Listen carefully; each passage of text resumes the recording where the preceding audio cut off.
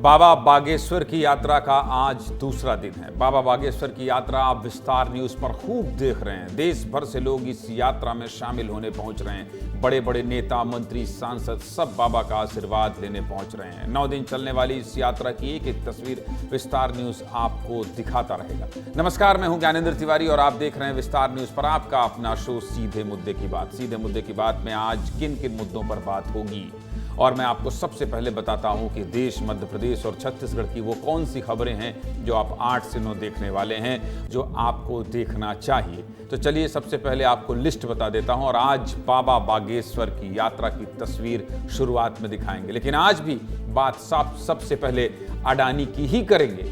गौतम अडानी को झटके पर झटका मिल रहा है। पहले अमेरिका ने झटका दिया और अब केन्या ने भी डील कैंसिल कर दी। पूरी खबर विस्तार से बताएंगे, जुड़े रहिएगा। दूसरी खबर में आपको बाबा बागेश्वर की यात्रा के दूसरे दिन की तस्वीरें दिखाऊंगा। मुस्लिम समुदाय के लोग भी बाबा की यात्रा में पहुंच रहे हैं और हाँ, इस यात्रा पर राजनीति भी शुरू हो गई है। पूरी खबर बताएंगे, जुड़े रहिएगा। सब कुछ दिखाएंगे जो आप नहीं देख पाए हैं दिन भर, वो 8 से 9 में देख लेंगे। तीसरी खबर में बात करेंगे मऊगंज के विधायक प्रदीप पटेल की। विधायक जी मान नहीं रहे हैं, एकदम नहीं मान रहे हैं, गिरफ्तार हो जा रहे हैं। दूसरी बार पुलिस ने गिरफ्तार कर लिया है बीजेपी के विधायक। गजब है भाई, ये भी गजब जिद है। ऐसी कौन सी जिद है जिस पर अड़े हैं विधायक जी? आज खबर क्या है, जुड़े रहिएगा, सब कुछ आपको बताएंगे। चौथी खबर में बात करेंगे छत्तीसगढ़ की। आज फिर 10 नक्सलियों को हमारे सुरक्षा बलों ने मार गिराया है। बड़ी कामयाबी मिली है सुकमा में। इस बड़े नक्सल ऑपरेशन को सुरक्षा बलों ने अंजाम कैसे दिया है, जानना चाहते हैं? जुड़े रहिएगा, सब कुछ बताएंगे। और 5वीं खबर में बात करेंगे कैसे छत्तीसगढ़ में सुशासन को लेकर मुख्यमंत्री विष्णुदेव साय प्लान बना रहे हैं। मुख्यमंत्री सुशासन को लेकर बहुत सीरियस है भाई, पूरी खबर बताएंगे। 6वीं खबर में क्या है? 6वीं खबर में बात करेंगे रायपुर दक्षिण। रायपुर दक्षिण भी विस्तार न्यूज में आप खूब देख रहे हैं। बुधनी भी देख रहे हैं, विजयपुर भी देख रहे हैं, लेकिन रायपुर दक्षिण तो ऐसा मान लीजिए कि विस्तार न्यूज देख के ही आपको अंदाजा लग रहा है कौन जीत रहा है, कौन हार रहा है। रायपुर दक्षिण उपचुनाव की बात करेंगे। कल नतीजे आने वाले हैं, पता चल ही जाएगा रायपुर दक्षिण का अगला विधायक कौन होगा। लेकिन उससे पहले समीकरण क्या कहते हैं, चर्चा उस पर भी होगी। और आखिर में आपसे बस इतना कहेंगे, बच्चों को मोबाइल से दूर रखिए। जान चली जा रही है, बहुत हादसे ऐसे हो रहे हैं। पूरी खबर बताएंगे और हाँ, रिसर्च के साथ बताएंगे, जुड़े रहिएगा। तो चलिए अब बुलेटिन की शुरुआत करते हैं और पहली खबर, अडानी को झटके पर झटका। देखिए, आदमी चाहे मध्यम वर्गीय हो, चाहे अमीर आदमी हो, चाहे गरीब आदमी हो, सबके साथ ऐसा समय आता है कि जब आप तनाव में होते हैं। इस समय गौतम अडानी तनाव में है। क्यों है पता है आपको? अमेरिका ने गौतम अडानी को बहुत बड़ा झटका दिया है। कल भी विस्तार से खबर बताई थी। लेकिन गौतम अडानी पर केस दर्ज हुआ तो कैसे भारत में सोना महंगा हो गया। सिर्फ अडानी को ही नहीं, आप लोगों को भी नुकसान हुआ है। आज चर्चा इसी पर करेंगे। चलिए शुरुआत करते हैं, लेकिन शुरुआत करेंगे उस खबर से जिसने गौतम अडानी को अमेरिका के बाद एक और बड़ा झटका दे दिया है। केन्या ने गौतम अडानी के साथ अपनी डील कैंसिल कर दी। आपको पता है कितनी डील रद्द की है केन्या सरकार ने? 21,000 करोड़ से ज्यादा की डील रद्द कर दी है। 21,000 करोड़। इनमें बिजली ट्रांसमिशन और एयरपोर्ट विस्तार जैसे बड़े प्रोजेक्ट शामिल थे। सोचिए, अमेरिका के एक आरोप ने कैसे हजारों करोड़, 21,000 करोड़ का नुकसान कर दिया। और कुछ देखना चाहते हैं विस्तार से तो देख लीजिए। दुनिया में अमीरों की लिस्ट में 25वें नंबर पर और भारत में दूसरे नंबर पर रहने वाले भारतीय उद्योगपति गौतम अडानी पर अमेरिका में आरोप लगे तो सिर्फ भारत ही नहीं, कई देशों में हलचल मच गई। कई देशों में रिश्वत देने और धोखाधड़ी के मामले में 20 नवंबर को अमेरिका के कोर्ट में अडानी पर सुनवाई हुई। 21 नवंबर को भारत में अडानी को लेकर राजनीति शुरू हो गई। 21 नवंबर का दिन अडानी के लिए बहुत ही बुरा दिन रहा। अमेरिका के एक आरोप ने कैसे अडानी को 3 झटके दिए, ये भी देख लीजिए। अडानी को पहला झटका अमेरिका ने ही दिया। अमेरिका पर रिश्वत देने और धोखाधड़ी का आरोप लगाकर अडानी के खिलाफ अरेस्ट वारंट भी अमेरिका ने जारी कर दिया है। अडानी को दूसरा झटका केन्या ने दिया। केन्या ने अडानी के साथ 21,000 करोड़ से ज्यादा की डील रद्द कर दी। इसके बाद तीसरा झटका अडानी को उनके बिजनेस से मिला, उनके व्यापार से मिला। एक दिन में अडानी को 1 लाख करोड़ से ज्यादा का नुकसान हुआ है। कितने का? 1 लाख करोड़ से ज्यादा का नुकसान। अब इन सब मुद्दों को लेकर देश में राजनीति कितनी गर्म हो गई है और किस तरह से बयानबाजी हो रही है, कौन नेता क्या कह रहा है, ये भी तो दिखाना जरूरी है। क्योंकि अगर अमेरिका से झटका मिला है तो उसका असर भारत में हो रहा है, भारत में हो रहा है। देखना चाहते हैं, सुनना चाहते हैं कि अडानी पर हुए ये जो असर है, इसका देश के नेताओं में कितना असर हो रहा है? तो सुन लीजिए, सुनाइए जरा।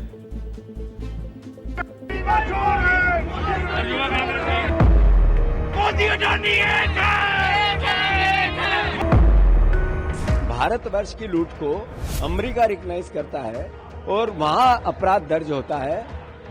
भारत सरकार सोई हुई है। देखिए, ये कांग्रेस के नेताओं को अडानी फोबिया हो गया है। देश की अर्थव्यवस्था को नुकसान पहुंचाने के लिए, देश में प्रदेश में अराजकता पैदा करने के लिए कांग्रेस के नेता इस प्रकार से बयानबाजी करते हैं।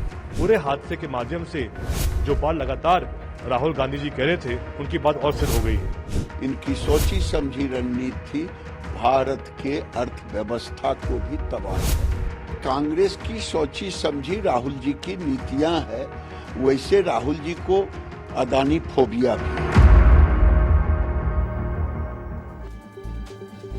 एक तरफ कांग्रेस प्रधानमंत्री के साथ अडानी का नाम जोड़कर निशाना साध रही है, तो वहीं दूसरी तरफ बीजेपी कह रही है ये सब भारत की आर्थिक रफ्तार को रोकने की साजिश है।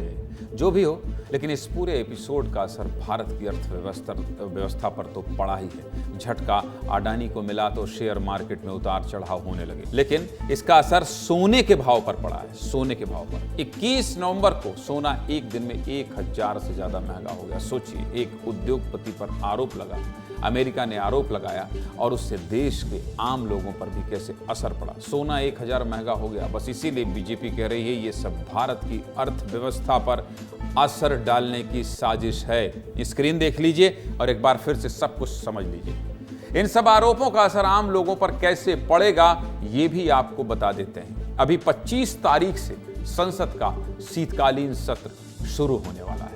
उससे पहले ये आरोप कई सवाल खड़े कर रहे हैं। आपको याद होगा, पिछले साल जब हिंडनबर्ग की रिपोर्ट आई थी, तब भी देश में खूब हंगामा हुआ था। साल 2023 का बजट सत्र तो अडानी के मुद्दे पर हंगामे की भेंट ही चढ़ गया था। सोचिए, पिछले साल 24 जनवरी 2023 को हिंडनबर्ग की पहली रिपोर्ट आई थी, जिसके 7 दिन बाद संसद का बजट सत्र शुरू होने वाला था। और सत्र शुरू हुआ तो हंगामा ही होता रहा। मतलब आप ये भी समझिए कि लोकसभा का जो संसद सत्र चलता है उसमें बहुत पैसा लगता है, हमारा और आपका। सत्र 3 दिन तक चल ही नहीं पाया, सिर्फ हंगामा ही होता रहा। और जब शीतकालीन सत्र से ठीक 5 दिन पहले अडानी पर अमेरिका वाला बवाल शुरू हो गया है, तो संसद का सत्र चलाया जाता है कि आप लोगों के मुद्दे, आप लोगों के जनप्रतिनिधि संसद में उठाएं। लेकिन क्या होगा जब वो ऐसे हंगामों की भेंट चढ़ जाते हैं, तो नुकसान आम लोगों के पैसों का ही होता है। राहुल गांधी जब अडानी के मुद्दे पर प्रेस कॉन्फ्रेंस करने आए तो पूछा भी गया कि आप शीतकालीन सत्र में मुद्दा उठाएंगे। तो सुनिए राहुल गांधी ने क्या कहा, सुनाइए जरा। हम इस मुद्दे को उठा रहे हैं, मेरी जिम्मेदारी है एज एलओपी इस मुद्दे को उठाना। हम दोहराते जाएंगे, जेपीसी की मांग हमारी है, बट हम चाहते हैं कि अडानी जी को एकदम अरेस्ट किया जाए। मतलब सत्र शुरू नहीं हुआ, लेकिन तैयारी पहले है कि हंगामा करना है। संसद सत्र से पहले अडानी को लेकर हलचल दिल्ली में कितनी है, ये समझने के लिए कल मैंने आपको विस्तार से कहां लेकर गया था, दिल्ली लेकर गया था। और मेरे सहयोगी अमृत तिवारी ने कितने विस्तार से आपको सब कुछ समझाया था, सब कुछ बताया था। और आज जो रिपोर्ट बनी है वो इशारा कहां कर रहे हैं, वो देश के सर्वोच्च सदन संसद की ओर इशारा कर रहे हैं। 5 दिन बाद संसद सत्र शुरू होने वाला है, तो दिल्ली तो चलना पड़ेगा। और दिल्ली चलते हैं अमृत तिवारी। एक बार फिर से आपसे मैं ये समझना चाहता हूं, कल आपका विश्लेषण ट्विटर में भी खूब पसंद किया गया और आपका विश्लेषण लोग सुनकर यहां ऑफिस में और दफ्तर में भी मुझसे कहा लोगों ने कि आपने जिस सरल भाषा में समझाया वो सबके समझ में आया। निसंदेह दर्शकों को भी समझ में आया होगा। और इसीलिए आज जो हमारी रिपोर्ट इशारा कर रही है कि ये संसद सत्र, हिंडनबर्ग और सोना, इन सबके मद्देनजर अडानी पर यह हमला देश की अर्थव्यवस्था और शीतकालीन सत्र पर कितना असर डालने वाला है, सब कुछ बता दीजिए विस्तार से अमृत तिवारी। ज्ञानेंद्र जी, शीतकालीन सत्र का जहां तक सवाल है, राहुल गांधी ने अपनी मंशा पहले ही जाहिर कर दी है। इंडिया ब्लॉक से जुड़े हुए जितनी भी पार्टियां हैं उन्होंने भी जाहिर कर दी है कि जो सत्र है वो पहले की तरह ही हंगामेदार रहने वाला है। जैसा कि आपने बताया कि जब सत्र चलता है तो काफ़ी खर्चीला होता है, और उस खर्चे में अगर पिछली बार की बात करें तो मात्र देखा जाए कामकाज को सिर्फ 3 दिन रहा था। अब देखना है कि शीतकालीन सत्र में ये कितना परवान चढ़ता है। जहाँ तक बात है कि ये नेशनल थ्रेट है या नहीं है, क्योंकि बीजेपी से पोज कर रही है कि यह नेशनल थ्रेट है। जिस तरह से अडानी को एक तरह से इंडाइक्ट किया जा रहा है पूरे वर्ल्ड वाइड, उससे कहीं ना कहीं भारतीय आर्थिक क्षमता को खतरा है। ये बिल्कुल देखिए, इसको हम तस्दीक करेंगे, वो भी डेटा के साथ करेंगे।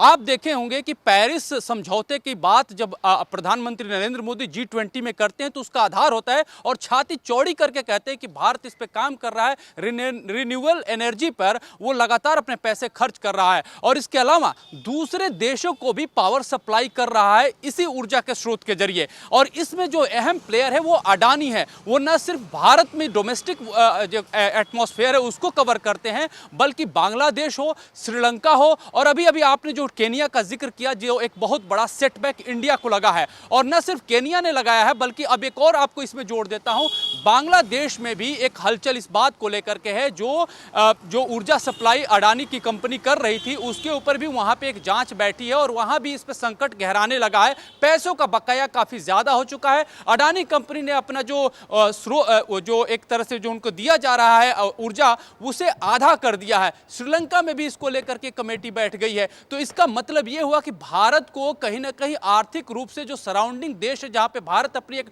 डिप्लोमेटिक क्षमता को भी इस बिजनेस के जरिए बढ़ा रहा था, उसे कम किया जा रहा है। इसमें कारण क्या है? कारण यह है कि रिन्यूएबल एनर्जी क्षेत्र में भारत पूरे दुनिया में चौथा सबसे बड़ा प्लेयर है। चाइना, अमेरिका, यूरोपियन यूनियन के बाद भारत जो है चौथा बड़ा प्लेयर है, और सबको यह कंपटीशन दे रहा है। कंपटीशन इसलिए दे रहा है क्योंकि जो भारत में निर्मित ऊर्जा के स्रोत है वो इन देशों के मुकाबले सस्ते पड़ रहे हैं। हालांकि जो डोमेस्टिक एरेना की बात करेंगे उसमें ये रिन्यूएबल एनर्जी जो है वो महंगी पड़ रही है, लेकिन जो दूसरे देश खरीद रहे हैं वो इन चाइना, अमेरिका और यूरोपियन यूनियन के मुकाबले सस्ता खरीद रहे हैं। इसलिए भारत के द्वारा ऊर्जा की डिमांड ज्यादा बढ़ रही है। और देखेंगे खासतौर पर सब कॉन्टिनेंट, हम जो हमारा देश है भारत जो है, और इसके अलावा जो पड़ोसी देश है, वो ज्यादातर भारत को तरजीह दे रहे हैं। लेकिन अब इस घटना के बाद ये सारे प्लेयर छिटकते जा रहे हैं, यानी कि घाटा बड़ी बात बड़े ध्यान से आपको मैं सुन रहा था, बड़े ध्यान से सुन रहा था। केनिया का जिक्र हमारी रिपोर्ट में हुआ, आपने बांग्लादेश और श्रीलंका को भी जोड़ा है, और ये जिस तरह से अर्थव्यवस्था को प्रभावित करने वाला है। देखिए, आरोप और आरोप पर रिपोर्ट और फिर उसके बाद सत्यता, इस पर नहीं जाना है। लेकिन जो हलचल देश में इन दिनों चल रही है उससे अर्थव्यवस्था डगमगाएगी, तो जो भारतीय जनता पार्टी कह रही है। और आने वाले समय में शीतकालीन सत्र में जो हो हंगामा होने वाला है, सोमवार को आऊंगा तो आपको संसद की भी एक एक तस्वीर बताऊंगा। लेकिन फिलहाल अमृत, तमाम जानकारी के लिए और इतना अध्ययन करने के बाद इतने विस्तार से उसका विश्लेषण करने के लिए आपका बहुत बहुत धन्यवाद। समय इतना ही है, मुझे आगे बढ़ना होगा, तो चलिए आगे बढ़ते हैं। और आगे कौन सी खबर है देख लीजिए। बागेश्वर वाले बाबा के पैर में छाले पड़ गए हैं, और हर दिन आपको 29 तारीख तक जो भी अपडेट होगा, क्योंकि लाखों लोग उमड़ रहे हैं, लाखों उनके चाहने वाले वहां पहुंच रहे हैं, इसलिए इससे जुड़ी हर खबर आपको मैं दिखाऊंगा। विस्तार न्यूज आप खूब देख रहे हैं। बाबा बागेश्वर की यात्रा में खूब भीड़ हो रही है, 50,000 की भीड़ बाबा बागेश्वर की हिंदू एकता यात्रा में पहुंच रही है। कल भी तस्वीरें दिखाई थी, आज फिर दिखाऊंगा। जिस पद यात्रा में इतनी बड़ी संख्या में लोग पहुंच रहे हैं, मध्य प्रदेश के छतरपुर से आई तस्वीरें आज भी दिन भर चर्चा में रही। मध्य प्रदेश का मसला है, इतने लोग पहुंचेंगे तो सब कुछ विस्तार से दिखाऊंगा, देख लीजिए। ये बाबा के भक्तों का हुजूम है। यूपी, बिहार, दिल्ली, उत्तराखंड, नेपाल, महाराष्ट्र, छत्तीसगढ़, दूर दूर से लोग बाबा की इस हिंदू एकता पदयात्रा में शामिल होने के लिए पहुंच रहे हैं। दूसरे दिन बाबा की पदयात्रा से कैसी तस्वीरें आई हैं, पहले आपको एक रिपोर्ट देखना चाहिए, फिर आगे एक एक कर यात्रा के दूसरे दिन की पूरी कहानी आपको विस्तार से बताऊंगा। लेकिन पहले रिपोर्ट देखिए।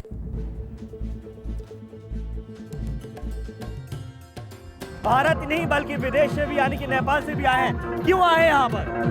हिंदू राष्ट्र बनाने। पहले दिन का कैसा रहा आपका अनुभव? बहुत बढ़िया रहा, पाँव में छाले पड़ गए। और बताओ, सनातन की उनको अलग जगानी है, इसलिए वो सब कष्ट सह रहे हैं। छाले पढ़ो या ना पढ़ो, हनुमान गैल गैल ठीक करता चले जाएगा। यात्रा हिंदुओं की है, यात्रा हिंदुओं को जगाने के लिए है। पूज्य बागेश्वर धाम सरकार को साधुवाद देते हैं। पूज्य बागेश्वर सरकार के साथ हम लोग हैं। हम लोग चाहते हैं कि भारत तत्काल हिंदू राष्ट्र बने।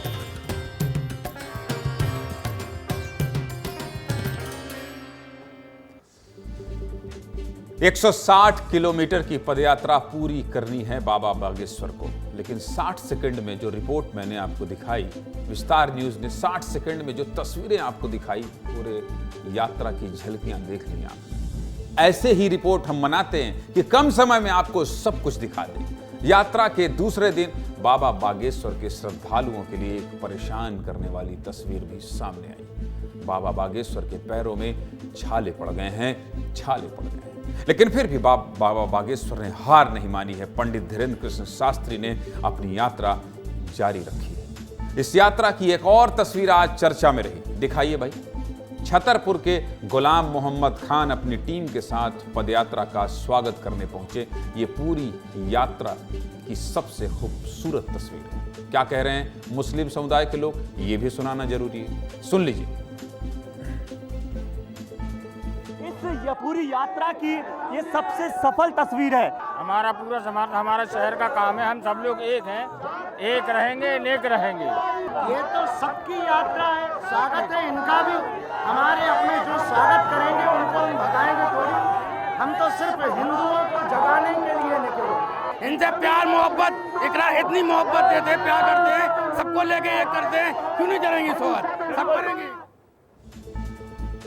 जिस यात्रा का नाम है हिंदू एकता यात्रा, सोचिए उस यात्रा में मुस्लिम समुदाय के लोग शामिल हो रहे हैं। वाकई ये इस यात्रा की सबसे खूबसूरत तस्वीर है। यही तो हमारा भारत है, सब एक है। चलिए, ये तो बात यात्रा के रंग की हुई, लेकिन इस यात्रा में राजनेता भी पहुंच रहे हैं भाई साहब। वो तस्वीर भी देख लीजिए।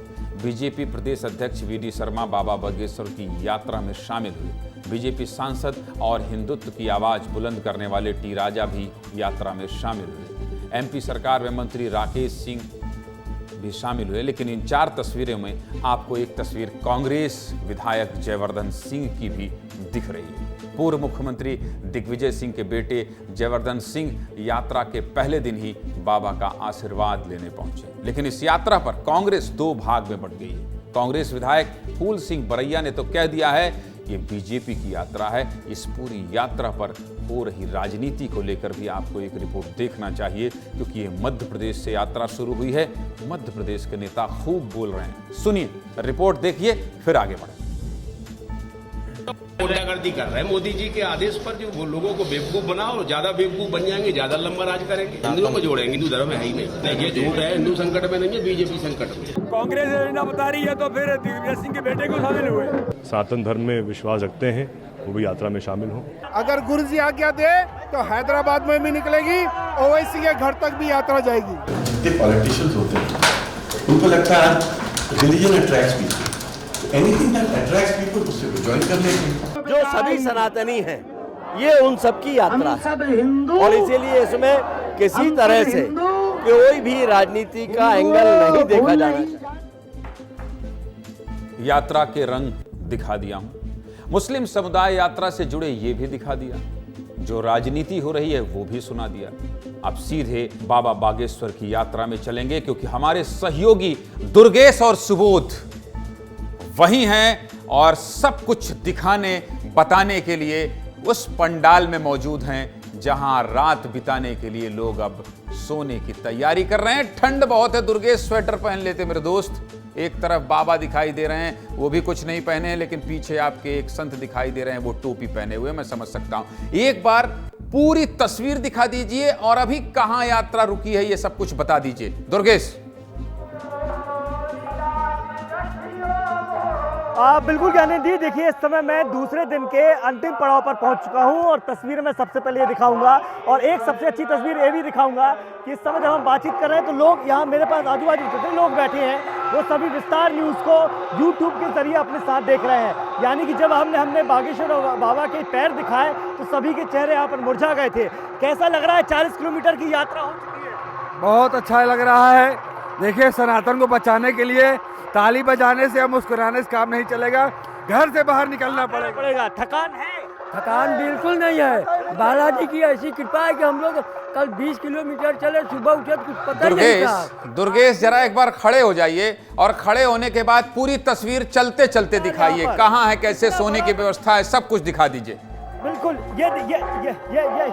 ये देखिए, ये कितना बड़ा पंडाल यहाँ पर बनाया गया है। यानी जी मैं आपको बताऊं, ये एक जगह है, एक मैदान है जहाँ पर बड़ी संख्या में लोग यहाँ पर बैठे हैं। देखिए, 2 दिन की ये यात्रा हो चुकी है और 2 दिन की यात्रा के बावजूद लोगों में कितनी एनर्जी है, कितना उत्साह है।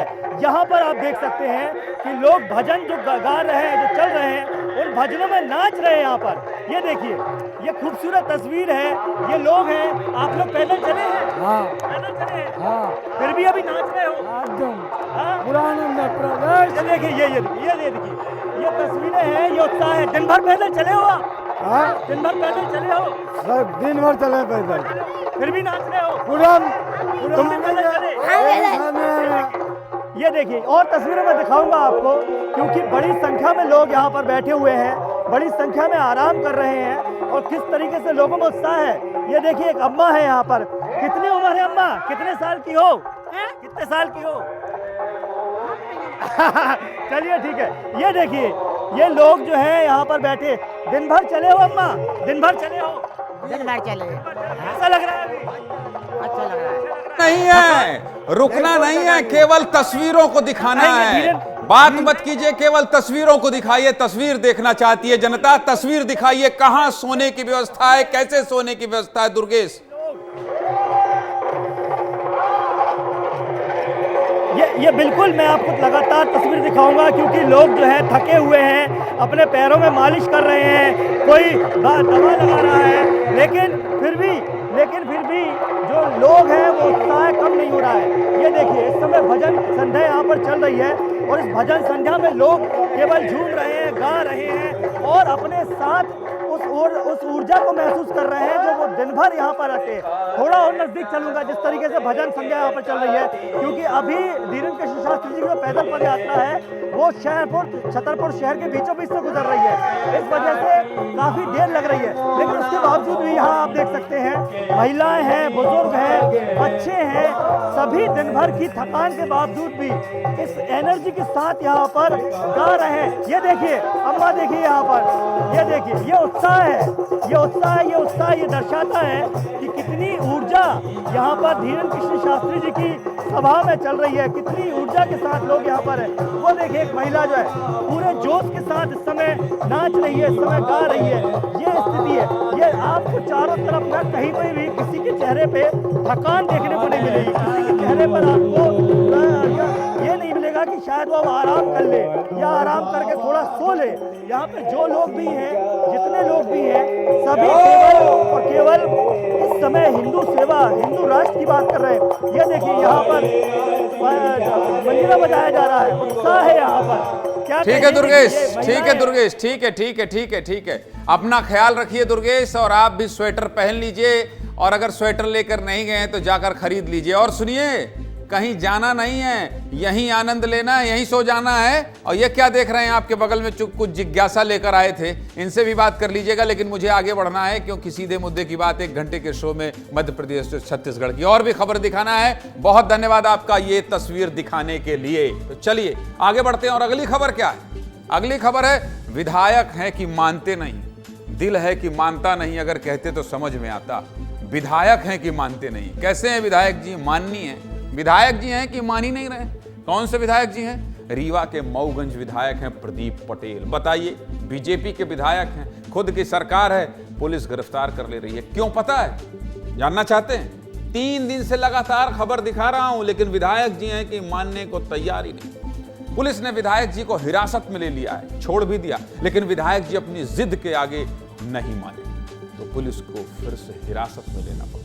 पूरी खबर विस्तार से जानना इसलिए जरूरी है कि आपने वोट देकर इनको चुना है, आपने वोट दिया है तो ये विधायक बने हैं, लेकिन जिद ऐसी कि इनकी ही सरकार में इनकी ही पुलिस को दूसरी बार हिरासत में लेना पड़ा। गजब है विधायक।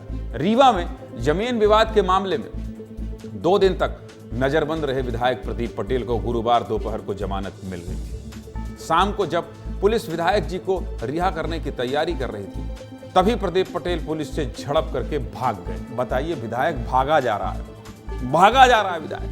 दरअसल हुआ क्या कि गुरुवार शाम को जब विधायक जी को रिहा किया जा रहा था, उस समय एक अधिकारी प्रदीप पटेल को रिहाई की शर्तें बता रहे थे। रिहाई की मुख्य शर्त यह थी कि प्रदीप पटेल विवाद वाले गांव नहीं जाएंगे। पुलिस क्या करेगी? विवाद होगा, पथराव होगा, धारा 163 लगेगा तो क्या होगा? यही कहा जाएगा ना कि भाई दोबारा वहां नहीं जाना है। तभी विधायक जी ताव में उठे, जैसे मेरे से बातचीत में एक बार लाइव में उठ गए थे और भाग गए थे। ताव में उठे और पुलिस से विवाद करके ये कहते हुए चले गए कि अभी उस गांव जा रहा हूं। पहले विधायक जी का वीडियो देख लीजिए, फिर आगे की बात करता हूं। देखिए। किया जाता है कि मुक्त होने के उपरांत आगामी लगभग 15 दिवस तक ग्राम देवरा के उक्त घटना स्थल तथा आसपास के क्षेत्र में न जाएं तथा किसी प्रकार की कार्य अब भी जा रहा हूं, चलो सब लोग देवरा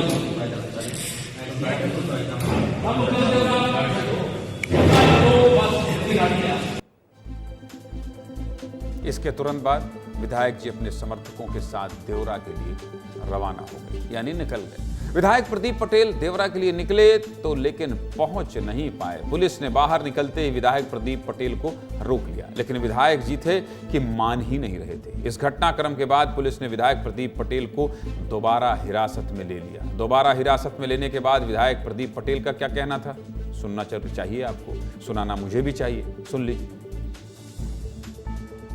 ने जो अतिक्रमण 3 महीने पहले आश्वासन दिया था हटाने का, वो नहीं हटाए, उनकी गलती है। उस गलती को जो उन्होंने गलती किया उसके लिए हिंदू समाज ने पत्र लिखा, धरने में बैठे, उसके बाद भी वो कार्रवाई नहीं किए, आमरण अनशन में बैठे, उसके बाद भी नहीं किए। और इसलिए अब ये मुझे अभी अज्ञातवास में पहले रीवा में रखे थे, अब अभी मैं आया हूँ फिर से अतिक्रमण हटाने के लिए, तो मुझे फिर से गिरफ्तार करके।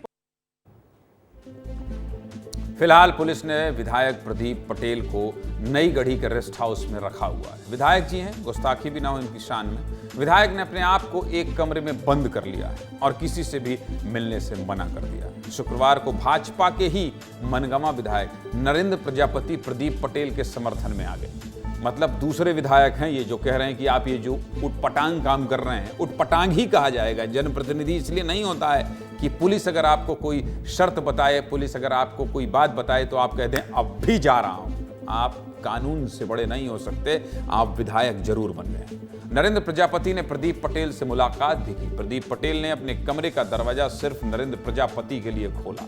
प्रदीप पटेल से मुलाकात के बाद नरेंद्र प्रजापति ने मीडिया से बात भी की। क्या कह रहे हैं विधायक नरेंद्र प्रजापति? 1 से 2 हो गए हैं, दूसरे विधायक भी समर्थन में ही बात कर रहे होंगे, ऐसा मेरा अनुमान है। आप भी सुन लीजिए।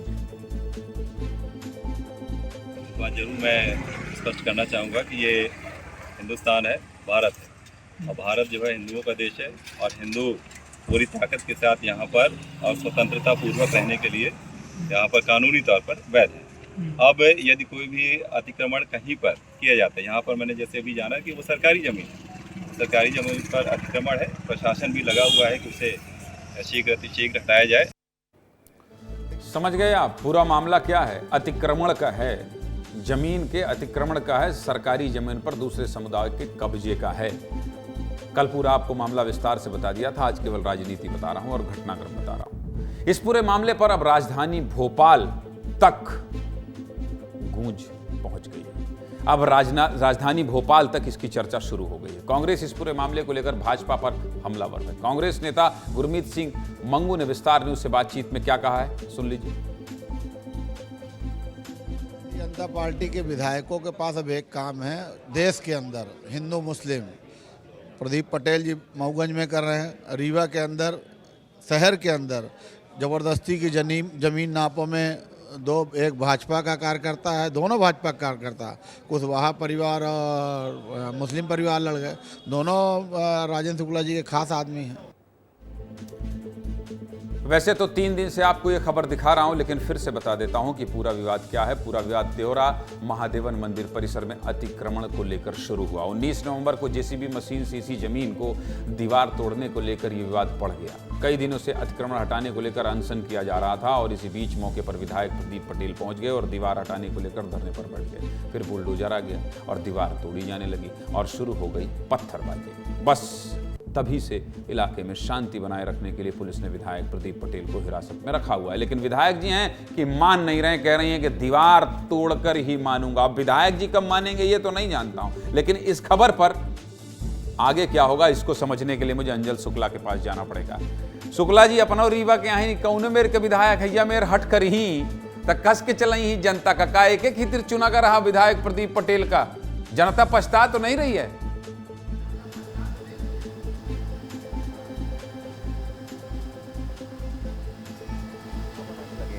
यह वजह है शायद कि जेका आज जनता के बीच में हो, चाहे वो पुलिस के हिरासत में है।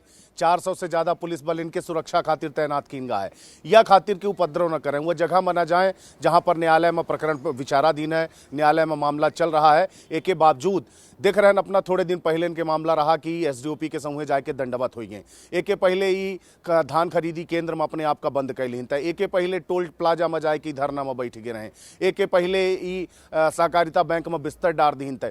तो कुछ समझ में नहीं आ रहा। दूसर बेर के विधायक ही जनता अच्छा खासा वोट इनकर देत लाही, तो हमका लागे नहीं कि इनके क्रियाकलाप की वजह से दे रही। वो भारतीय जनता पार्टी के जो विकास के चक्र चल रहा, पहिया जो घूम रहा, ओके वजह से जनता इनका चुना थी कि कुछ नीक काम करी तो वह करे के बजाय ये मेरे के हरकत करत है। देख रहे हैं पूरा जिला और पूरा संभाग के पुलिस प्रशासन जो इनके पीछे परेशान है। चूंकि माननीय आई विधायक आई, जनता इनका विधायक चुनी सी और चाहत है कि अब विधाता बन जाए। सम्मान में कौनो कमी ना हो। लेकिन अंचल ये जो अपना बताएं कि इतना ही कहो यहाँ बंद कैलीन, कहो यहाँ से भाग गए, ओमा एक मामला आओ जोड़ दे। ये विस्तार न्यूज के स्टूडियो में बातचीत करत फिर मोबाइल छोड़ के भाग गए रहे। यह जोड़ी यह बताई घटनाक्रम।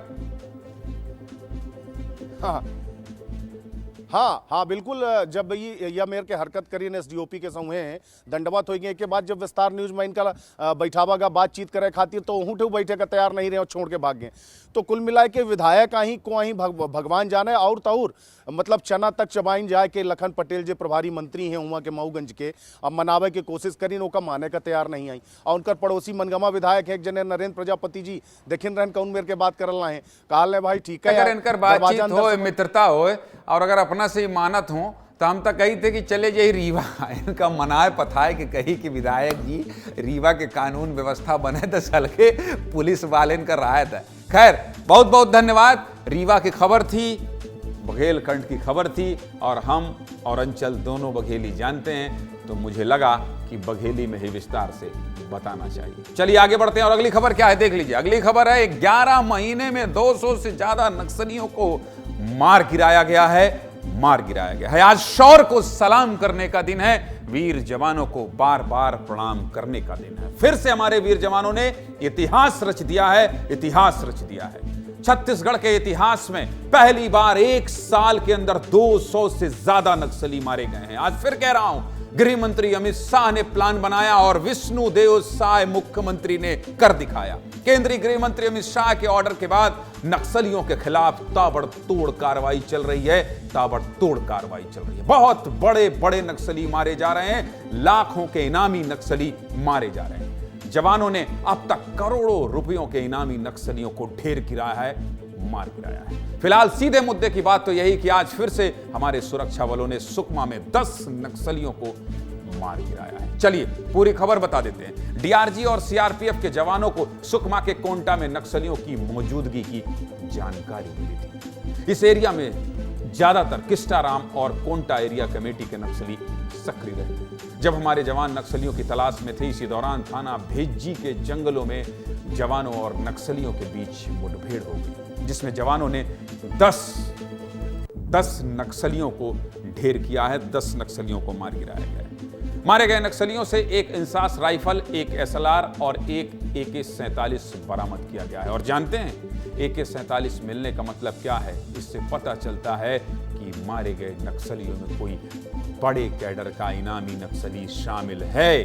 इतने बड़े नक्सलियों को मार गिराने के बाद हमारे जवान जब लौटे तो हौसले बुलंद थे। ये वीडियो देखिए अपने टीवी स्क्रीन पर, ये वीडियो देखिए। 10 नक्सलियों के मारने के बाद जवान कैसे जश्न मना रहे हैं, झूम रहे हैं, नाच रहे हैं। ऑपरेशन में शामिल जवान बस्तरिया गाने पर झूमते नजर आए, डांस करते नजर आए। ये तस्वीर महज जवानों के जश्न की तस्वीर नहीं है, ये तस्वीर नक्सलियों के हौसले को तोड़ने वाली तस्वीर है, नक्सलवाद के आतंक के खात्मे की तस्वीर है, क्योंकि नक्सलवाद का दंश अब तक सबसे ज्यादा छत्तीसगढ़ ने ही झेला है और छत्तीसगढ़ ही वो राज्य है जहां नक्सलवाद के खात्मे का प्लान तैयार किया गया था। क्यों कह रहा हूं समझ लीजिए, देख लीजिए। 24 अगस्त 2024 को केंद्रीय गृह मंत्री अमित शाह ने छत्तीसगढ़ में 7 नक्सल प्रभावित राज्यों के अधिकारियों के साथ बैठक की थी और इसी बैठक के बाद केंद्रीय गृह मंत्री अमित शाह ने नक्सलवाद के खात्मे की डेडलाइन तय कर दी और कहा था कि मार्च 2026, एक बार फिर कह रहा हूं, मार्च 2026 तक नक्सलवाद का सफाया हो जाएगा, नक्सल मुक्त हो जाएगा देश। तब से सभी राज्यों का नक्सलवाद के खिलाफ ज्वाइंट ऑपरेशन चल रहा है। केंद्रीय गृह मंत्री अमित शाह के दौरे के बाद छत्तीसगढ़ में अब तक 83 से ज्यादा 83 से ज्यादा नक्सली मारे गए हैं। गृह मंत्री अमित शाह ने प्लान बनाया और सीएम साय के नेतृत्व में हमारे वीर जवानों ने कर दिखाया। तो ये रिपोर्ट देख लीजिए, बहुत कुछ समझ लीजिए। देखिए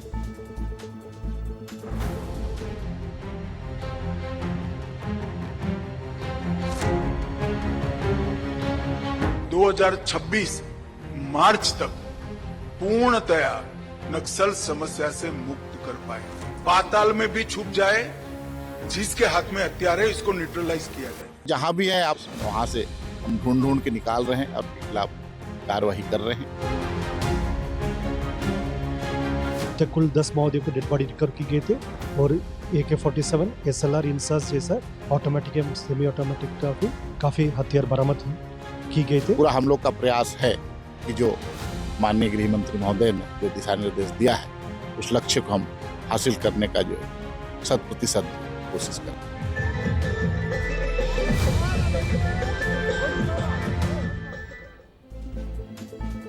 दस नक्सली मारे गए नक्सलियों में 3 महिला और 7 पुरुष हैं। ये सभी बड़े कैडर के नक्सली हैं और जिस इलाके में ये मुठभेड़ हुई है ये नक्सलियों का पुराना गढ़ है। कोंटा के भेज्जी इलाके में घुसने से पहले नक्सलियों के मौजूदगी के निशान दिखाई देते हैं। और आपको एक बात बता दूं, मैं पिछले 15 साल से नक्सलवाद कवर कर रहा हूं, इसलिए बार बार जब इलाकों का जिक्र होता है, इस इलाके का जिक्र हो रहा है, तो मैं आपको बता दूं कि इंजरम और भेज्जी 20 किलोमीटर की सड़क मैंने 7 साल पहले दिखाई थी और तब दर्जनों ऐसे हमारे साथी हैं, हमारे जवान हैं, जिनकी शहादत के बाद, जिनके खून के सींचने के बाद इस इलाके में सड़क बनाई जाती है। इस इलाके में जो सड़क आपको दिखाई दे रही है, इस सड़क को बनाने के लिए जवानों को अपनी जान देनी पड़ती है, जवानों की शहादत होती है। न जाने कितने बार नक्सली घात लगाकर, एम्बुश लगाकर हमला करते हैं, जिसमें जवानों की जान चली जाती है। तब जाकर इन इलाकों में विकास हो पाता है। और इसलिए कह रहा हूं कि ये जो सफलता है, ये जो गारंटी है नक्सलवाद के खात्मे की, ये साधारण और सरल बात नहीं है। इसके पीछे बहुत लंबी लड़ाई है और जो हौसला अफजाई मुख्यमंत्री विष्णुदेव साय ने कैंप में जाकर की थी, उसकी वजह से ये सब कुछ संभव हो पा रहा है। इस तरह से जवान नक्सलियों के खिलाफ लड़ पा रहे हैं। नक्सलियों ने सड़क पर सरकार के विरोध में नारे लिखे हैं, देख लीजिए। ये भेज्जी इलाका दशकों से नक्सलियों के कब्जे में रहा है। यहाँ आज भी नक्सली अपनी मौजूदगी ऐसे ही सड़क पर लाल स्याही से लिखकर दर्ज करवाते हैं। इन नक्सलियों के खात्मे का प्रयास कई सालों से किया जा रहा है। छत्तीसगढ़ में 2014 से 2024 तक कितने नक्सली हर साल मारे गए हैं, ये भी दिखाता हूं। अपनी स्क्रीन को ध्यान से देख लीजिए, पढ़ लीजिए। साल 2014 में कुल 35 नक्सली मारे गए थे। ये देख रहे हैं आप टेबल और ग्राफ, देखिए, ध्यान से पढ़िए। साल 2014 में कुल 35 नक्सली मारे गए थे।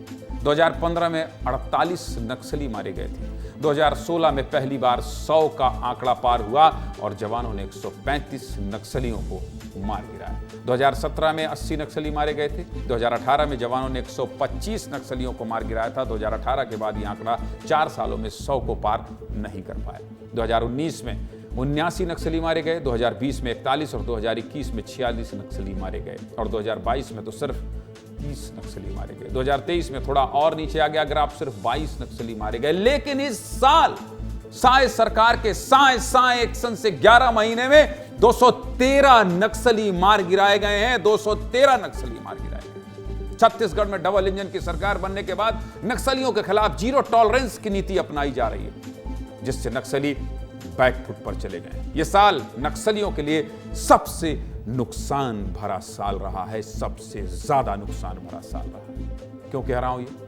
क्यों कह रहा हूं? स्क्रीन देखिए और फिर समझिए। इस साल हमारे जवानों ने इतिहास रच दिया है। छत्तीसगढ़ के बस्तर में 1 जनवरी से 22 नवंबर तक जवानों और नक्सलियों के बीच करीब 100 मुठभेड़ हुए हैं, 100। और साल 2024 के मात्र 11 महीनों में जवानों ने 213 नक्सलियों को मौत के घाट उतार दिया। ऐसा अब तक पहली बार हुआ है, पहली बार हुआ है। मारे गए इन नक्सलियों पर 10 करोड़ से ज्यादा का इनाम था। कितने का? 10 करोड़ से ज्यादा के इनामी नक्सली थे।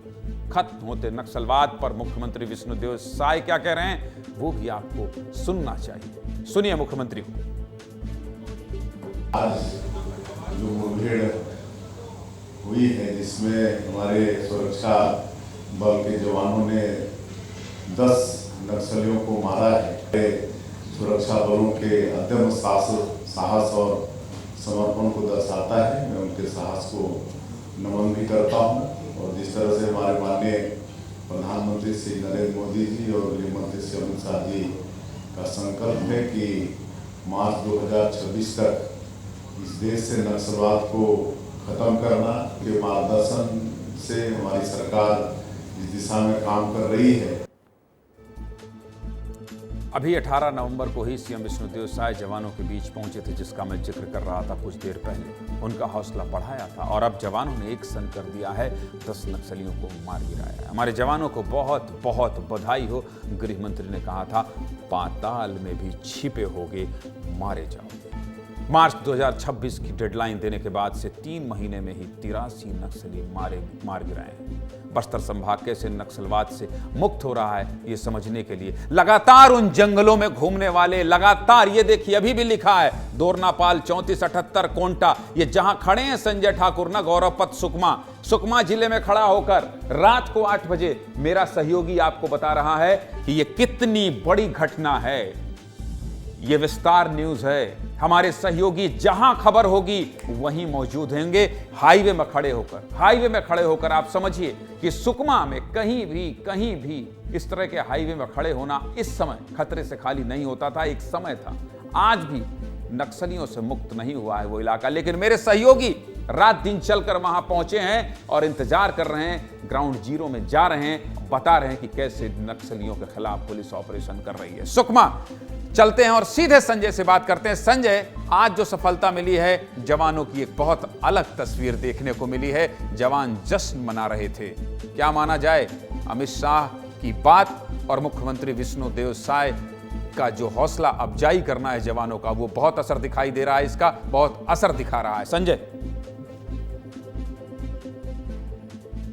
वाकई जो डेडलाइन तय की गई अमित शाह के द्वारा, लगता है वो डेडलाइन तक जो है बस्तर से खास तौर पे नक्सलवाद जवान खत्म कर देंगे। क्योंकि देखिए, इस सड़क पे मैं आज इसलिए खड़ा हूँ क्योंकि इस सड़क के साथ हमारी और आपकी कितनी यादें जुड़ी हैं। इस सड़क से हम 20 बार गुजरे हैं, लेकिन हम पिछले सालों में यहाँ क्यों जाते थे? क्योंकि हर बार खबर आती थी कि जवान शहीद हुए हैं। कभी 76 जवानों की शहादत ताड़मेटला में, कभी चिंता गुफा में 25 जवानों की शहादत, कभी कसलपाड़ मुठभेड़। लेकिन अब हालात बदल गए हैं। आज जब मैं इस सड़क पर आया हूं तो इसलिए आया हूं क्योंकि जवानों ने 10 नक्सलियों को ढेर कर दिया गया है। ये वही कोंटा और किस्टाराम एरिया कमेटी के नक्सली है जिन्होंने बीते सालों में कई बड़ी नक्सल वारदातों को अंजाम दिया था। हालात बदल रहे हैं, यहाँ की परिस्थितियाँ बदल रही है, जवानों का जज्बा बदल रहा है। और इसी जश्न की तस्वीर जो है वो आज निकलकर सामने आई जब जवान वापस अपने कैंप में पहुँचे। तो जवान थके हुए थे, लगभग 3 दिन का लंबा उन्होंने ऑपरेशन किया था। मेरे साथी शहनवाज ने वो सारी तस्वीरें दिखाई। मेरे साथी शहनवाज ने सबसे पहले ग्राउंड रिपोर्ट में पहुँच के वो तस्वीरें दिखाई कि कैसे पूरा इनकाउंटर हुआ। जब जवान जंगलों से निकल ही रहे थे तभी शहनवाज जो है जंगलों में पहुँच गए थे। जब वो नक्सलियों के शव को बांध कर वापस निकल रहे थे तो शहनवाज ने वो तस्वीर भी दिखाई। जवान थके हुए थे, लेकिन इसके बावजूद जब जवान कैंप पे पहुंचते हैं तो वो जोश में आकर छत्तीसगढ़ी और बस्तरिया गाने पे नाचने लगते हैं। तो ये जवानों के जोश की तस्वीर है, ये जवानों के उस जज्बे की तस्वीर। संजय, विस्तार न्यूज पहला चैनल है, विस्तार न्यूज पहला चैनल है संजय। और आपके नेतृत्व में बस्तर की वो तमाम साथी, जिस तरह से अमित शाह के नेतृत्व में विष्णुदेव की सरकार काम कर रही है, जवान काम कर रहे हैं, बहुत फक्र से मैं ये कह रहा हूं कि आपके नेतृत्व में बस्तर के साथी ग्राउंड की पहली तस्वीर विस्तार न्यूज के दर्शकों को सबसे पहले दिखाते हैं। और मैंने ये आपसे वादा भी किया है। और इसीलिए संजय उस जोखिम भरी जंगल में खड़े होकर आज की तस्वीर बयां कर रहे हैं। मैंने भी कहा है कि नक्सलवाद के खात्मे का सबूत और उसका साक्षी बनने में हमें भी गर्व होगा, क्योंकि ये छत्तीसगढ़ियों की अस्मिता का सवाल है। छत्तीसगढ़ में एक जो दाग लगा है, उस दाग को साफ करने का समय है। इसलिए निसंदेह संजय, आपने और आपके सहयोगियों ने, विस्तार न्यूज के परिवार ने एक एक तस्वीर को बहुत विस्तार से सब कुछ दिखाया। बहुत धन्यवाद आपका और शहनवाज का। चलिए आगे बढ़ते हैं और अगली खबर क्या है देख लीजिए। अगली खबर क्या है, कल फैसला हो जाएगा रायपुर दक्षिण कौन जीता। जिसका सभी को इंतजार था वो पलाने वाला है। रात भर का समय बचा हुआ है, सुबह होते ही रायपुर का सियासी पारा चढ़ने वाला है, बढ़ने वाला है। कल सुबह दक्षिण के दंगल का फैसला हो जाएगा। रायपुर दक्षिण का उपचुनाव बहुत दिलचस्प रहा है, इसलिए आज इस सीट के बारे में आपको बताऊंगा। कांग्रेस और बीजेपी ने उपचुनाव के लिए पूरी ताकत लगा दी थी। वोटिंग के 10 दिन बाद कल काउंटिंग का दिन है और प्रत्याशियों के लिए आज की रात बहुत भारी होने वाली है। मीटिंग पर मीटिंग चल रही है, मीटिंग पर मीटिंग चल रही है। प्रशासन भी काउंटिंग के लिए पूरी तरह तैयार है। इंजीनियरिंग कॉलेज सेज बाहर में कल सुबह 8 बजे से मतगणना शुरू हो जाएगी। कुल 19 राउंड की गिनती की जाएगी। इस चुनाव में हार जीत का फैसला अंतिम राउंड तक जा सकता है, क्योंकि रायपुर दक्षिण उपचुनाव में कांटे की टक्कर है। ऐसा इसलिए कह रहा हूं क्योंकि पिछले चुनाव से इस बार वोटिंग कम हुई है, जिससे नेताओं की परेशानी बढ़ गई है। एक बार स्क्रीन देख लीजिए, आंकड़ा समझ जाएंगे। रायपुर दक्षिण में कुल वोटर करीब 2,71,000 हैं, जिसमें से 1,36,948 लोगों ने वोट दिया है, जबकि करीब 1,35,000 लोगों ने वोट नहीं दिया है। वोट देना चाहिए भाई, घर से निकलना चाहिए। 2024 में रायपुर दक्षिण में मात्र 50% के आसपास वोटिंग हुई है, जबकि 2023 के चुनाव में यहां 61% से भी ज्यादा वोटिंग हुई थी। यानी कि पिछली बार से इस बार करीब 11% कम वोटिंग हुई है। 11% कम वोटिंग हुई है, समझ गए आप। इसी कम वोटिंग के चलते इस उपचुनाव का पेच फंस गया है और ये चुनाव के नतीजे किसी भी पार्टी के पाले में जा सकते हैं। चुनाव के नतीजों को लेकर क्या कह रहे हैं बीजेपी प्रत्याशी सुनील सोनी और कांग्रेस प्रत्याशी आकाश शर्मा, सुनना चाहते हैं, सुनिए। इस चुनाव को हमारे कार्यकर्ताओं ने बड़े परिश्रम के साथ में लड़ा। कांग्रेस पार्टी का खुद कार्यकर्ता निराश है, कैंडिडेट निराश है। जनता तय करेगी कि भारतीय जनता पार्टी का कमल जो है कितने लीड के साथ जिताना चाहिए। जनता का पूरा साथ है, पूरे 2,58,000 जनता के बीच में गया हूँ, उनके बीच से कई सारे नए दोस्त साथी मिले हैं। सब प्रत्याशी को अधिकार है बोलने का कि मैं जीत रहा हूँ, और मेरा आंकड़ा ये बोलता है कि मैं जीत रहा हूँ। तो चलिए आगे बढ़ते हैं। और मैं क्या कहता हूं बार बार, बच्चों को मोबाइल से दूर कीजिए। कहता हूं, सावधान करता हूं कि नहीं करता हूं, बार बार कहता हूं, हर बार कहता हूं, बच्चों को मोबाइल की लत मत लगने दीजिए, बहुत नुकसान हो जाएगा। और नुकसान होने के बाद सिवाय पछताने के कुछ भी नहीं बचेगा, और नुकसान भी छोटा मोटा नहीं बल्कि सीधे जान जा सकती है। ऐसा ही कुछ हुआ है छत्तीसगढ़ के बिलासपुर में, जहां 5वीं के छात्र ने जान दे दी है। पूरी खबर विस्तार से जान लीजिए, अपनी स्क्रीन को देख लीजिए, सब कुछ समझ लीजिए। खबर छत्तीसगढ़ के बिलासपुर से, जहां 5वीं क्लास के बच्चे ने फांसी लगाकर जान दे दी है और बच्चे की उम्र में 11 साल थी। और जान देने की वजह जानते हैं? मोबाइल की लत। पूरा मामला जानिए। बिलासपुर के जोंधरा के रहने वाले संतोष केवट पेशे से किसान है। संतोष के 3 बेटे हैं, लेकिन 3 बेटों के बीच एक ही मोबाइल था, और जब संतोष खेत गए हुए थे तभी तीनों बेटों के बीच मोबाइल को लेकर झगड़ा हुआ, और इसके बाद सबसे छोटे बेटे कबीर ने फांसी लगाकर जान दे दी। सोचिए, फांसी लगाकर एक बच्चा जान दे देता है। पूरी घटना का पता तब पता चलता है जब दूसरा बेटा चंद्र प्रकाश स्कूल से लौटा और उसने भाई को फांसी के फंदे पर लटका देखा। चंद्र प्रकाश ने 100 को लटका देखकर पड़ोसियों को बताया और पड़ोसियों ने पुलिस को सूचना दी। पुलिस ने दरवाजा तोड़कर शव को नीचे उतारा। अब माँ बाप का रो रो कर बुरा हाल है। पूरे मामले पर पुलिस क्या कह रही है, ये सुन लीजिए आगे की कहानी और आगे की दुखद खबर पूरी करूंगा। सुनिए। चौंधरा गांव में एक 13 वर्षीय बच्चे के द्वारा जो है मोबाइल फ़ोन न मिलने के कारण सुसाइड कर लेने की बात सामने आई है प्रथम दृष्टया। इस पर से सभी अभिभावकों से अपील है कि अपने बच्चों को इस प्रकार की लतों से दूर रखें एवं उनको प्रॉपर खेलने कूदने का अवसर दें, अन्य एक्टिविटी कराएं। आप लोग समझ गए ना, आप लोग समझ रहे हैं कि मोबाइल की लत कितनी खतरनाक साबित हो सकती है। इतने छोटे बच्चे ने जान दे दी। वैसे मोबाइल जान ले ही रहा है, इसके अलावा भी बहुत ज़्यादा खतरनाक है। अपनी स्क्रीन को देख लीजिए और सब कुछ समझ लीजिए, देख लीजिए, मैं आपको सावधान करूंगा। राष्ट्रीय बाल अधिकार सुरक्षा आयोग की रिपोर्ट के अनुसार दुनिया में सबसे कम उम्र में स्मार्टफोन यूज करने वाले बच्चों में भारतीय बच्चे सबसे आगे हैं। यानी कि सबसे ज्यादा भारतीय बच्चे ही हैं जो कम उम्र में स्मार्टफोन यूज कर रहे हैं। भारत में 9 से 13 साल की उम्र के बच्चों के पास औसत 12 घंटे फोन जरूर होता है। 55% माता पिता ने यह माना है कि उनके बच्चे पूरा दिन फोन का इस्तेमाल करते हैं। 24% भारतीय बच्चे ऐसे हैं जो सोने से पहले फ़ोन जरूर देखते हैं। 37% बच्चे ऐसे हैं जो स्मार्टफोन यूज़ करने की वजह से काम पर फोकस नहीं कर पाते। और सबसे चौंकाने वाला आंकड़ा है कि करीब 60% बच्चे ऐसे हैं जो खाना पीना छोड़ सकते हैं लेकिन सोशल मीडिया नहीं। अब तक आप समझ गए होंगे कि मोबाइल कितना खतरनाक है, लेकिन इस मोबाइल का बच्चों पर क्या असर पड़ रहा है वो भी समझ लीजिए। एक बार फिर अपनी टीवी स्क्रीन देख लीजिए। 1 से 1.5 साल की उम्र के बच्चों में मोबाइल का इस्तेमाल बढ़ रहा है जो आंखों को खराब कर रहा है। बच्चों को जल्दी चश्मा लगने, आंखों में जलन और सूखापन और थकान जैसी दिक्कतें हो रही हैं। स्मार्टफोन की लत के कारण बच्चे सोशल नहीं हो पाते, जिससे उनके व्यक्तित्व का विकास नहीं हो पाता। मोबाइल पर हिंसक गेम्स देखने के से बच्चों के व्यवहार में आक्रामकता बढ़ती है। मोबाइल देखते देखते बच्चे जरूरत से ज़्यादा या कम भोजन कर लेते हैं, जिससे कि कुपोषण की आशंका भी बढ़ जाती है। तो आप समझ गए ना कि मोबाइल बच्चों के लिए किसी हाल में किसी काल से कम नहीं। दूर रखिए इसे बच्चों से। और अगर आप बच्चों को मोबाइल से दूर नहीं रख पा रहे हैं तो हम बता देते हैं कैसे दूर रखना है। एक बार फिर से अपनी स्क्रीन को ध्यान से देख लीजिए। सबसे पहली बात तो ये कि पेरेंट्स को बच्चों के ध्यान भटकाने का तरीका खोजना होगा। जैसे बच्चों को कोई इंडोर या आउटडोर गेम्स खिलाएं या उन्हें कहानियां सुनाएं या किसी भी तरीके से मोबाइल से ध्यान भटकाने का तरीका खोजें। माता पिता से सुनिश्चित करें कि बच्चे लगातार 30 मिनट से ज़्यादा फ़ोन ना चलाएं। बच्चे के लिए मोबाइल के इस्तेमाल को लेकर पेरेंट्स एक राय रखें।